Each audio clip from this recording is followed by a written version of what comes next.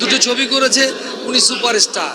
তবে ভাই আমরা আসলে সুপারস্টার হতে পারিনি। সম্প্রতি অভিনেতা শাকিল খানের এই মন্তব্যকে কেন্দ্র করে সামাজিক যোগাযোগ মাধ্যমে কিছুটা আলোচনা ও সমালোচনা দেখা গিয়েছে। অনেকে মনে করছেন তিনি হয়তো কোনো নির্দিষ্ট নায়ককে ইঙ্গিত করে এই কথা বলেছেন। আবার অনেকে বলছেন এটি ছিল কেবলই সাধারণ কথোপকথনের অংশ।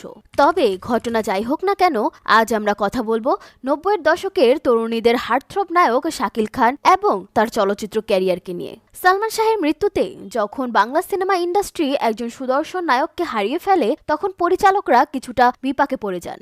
সেই সংকটময় সময়ে পরিচালকরা নতুন মুখের খোঁজ করতে থাকেন। ঠিক তখনই পরিচালক সোহানুর রহমান সোহান খুঁজে পান শেখ শাকিল আহসান নামে এক তরুণকে, যিনি সিনেমায় আসার আগেই বিভিন্ন ম্যাগাজিনে নিজের স্টাইলিশ ছবি পাঠিয়ে নিজের পরিচিতি তৈরি করার চেষ্টা করছিলেন। পরবর্তীতে তার সৌন্দর্য, ব্যক্তিত্ব ও অভিনয় দক্ষতায় মুগ্ধ হয়ে তাকে নায়ক হিসেবে বেছে নেওয়া হয়। আমার ঘর আমার বেহেশত সিনেমার মাধ্যমে বড় পর্দায় অভিষেক হয় তার। সিনেমায় এসে তার নাম দেওয়া হয় শাকিল খান। সিনেমাটিতে তার বিপরীতে ছিলেন নায়িকা পপি। 1997 সালে মুক্তিপ্রাপ্ত এই সিনেমাটি হয় সুপারহিট এবং এক সিনেমাতেই দর্শক নতুন এই নায়ককে সাদরে গ্রহণ করে। 10 বছরের কম সময়ে তিনি মা যখন বিচারক, এই মন তোমাকে দিলাম, লাভ ইন থাইল্যান্ড, দুষ্টু ছেলে মিষ্টি মেয়ে, নারীর মন সহ বেশ কিছু উল্লেখযোগ্য চলচ্চিত্রে অভিনয় করেছেন। এই মন তোমাকে দিলাম। সেই সময়ের জনপ্রিয় সব নায়িকা যেমন পপি, শাবনূর, পূর্ণিমা, মৌসুমী সহ কলকাতা ইন্ডাস্ট্রির ঋতুপর্ণা, শতাব্দী রায়ের বিপরীতেও কাজ করেছেন তিনি। তোমার নাম কি আন্টি? সুন্দরী। তোমার নাম সুন্দরী হতে পারে, তাই বলে আমার থেকে তুমি বেশি সুন্দর নও। এমনকি হর হর মহাদেব নামে একটি হিন্দি সিনেমাতেও অভিনয় করেছিলেন।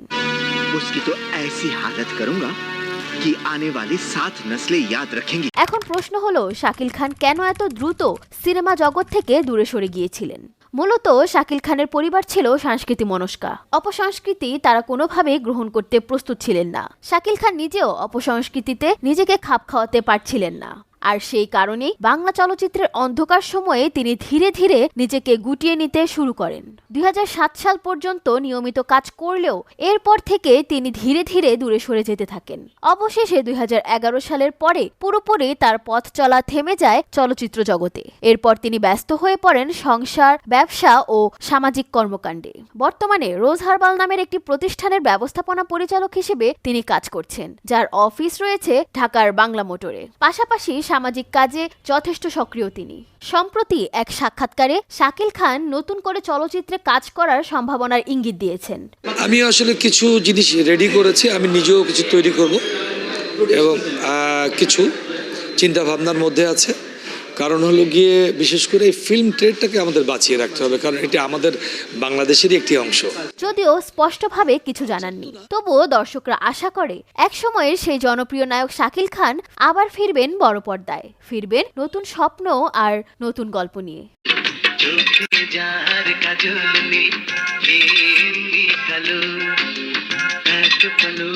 দেখলে যারে